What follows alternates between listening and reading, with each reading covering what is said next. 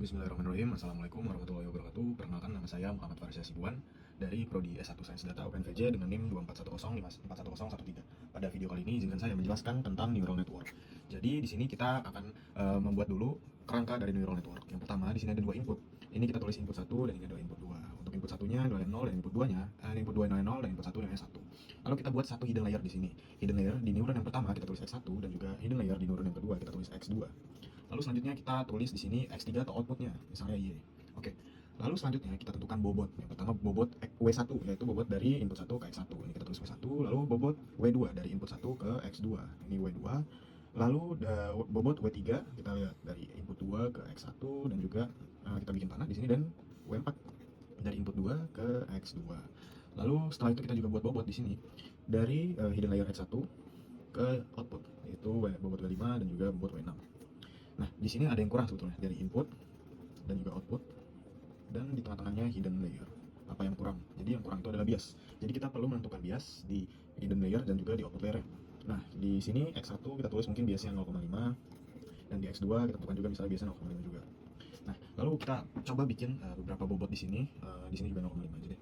Nah, jadi kita coba bikin W1 bobotnya berapa? Mungkin 0,2, W2 0,5, W3 0,3, W4 0,4, W5 itu 0,1, dan juga W6 0,6. Lalu kita juga tulis juga biar ingat di sini biasnya. Bias 1 itu 0,5, bias 2 0,5, bias 3 juga 0,5. Lalu pertanyaannya itu berapakah hasil keluaran akhir jika inputan 1 sama dengan 1, in 1 sama dengan 1, dan in 2 sama dengan 0. Nah, jadi kita langsung ke langkah yang pertama. Langkah yang pertama adalah menghitung hidden layer X1.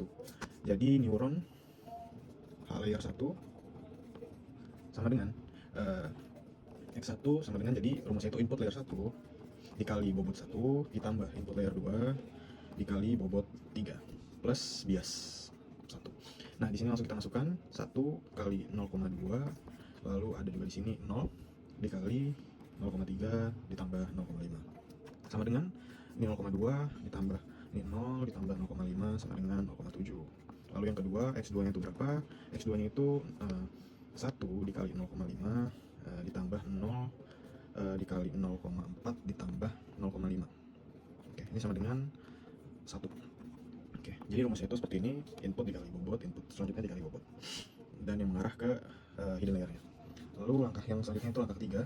Kita menghitung Z sama dengan X1 dikali W5 karena ini W5 ditambah X2 dikali W6 ditambah B3.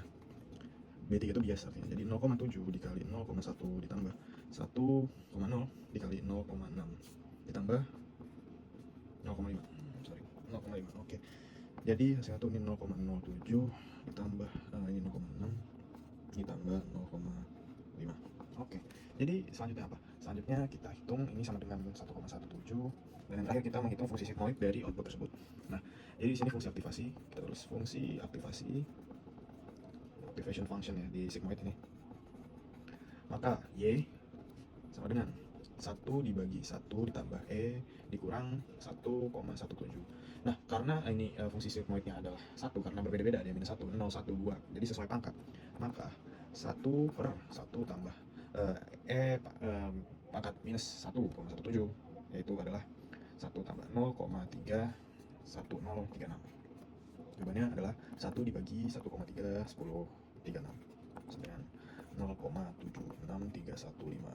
Nah, berikut adalah penjelasan dari neural network dengan dua input, satu hidden layer dengan ada dua neuron dan juga output dengan bobot 0,2, 0,5, 0,3 dan seterusnya, dan juga biasnya rata-rata di 0,5 dengan penjelasan step 1 di X1, step 2 X2, dan juga step 3 di Y dan fungsi aktivasi sigmoidnya.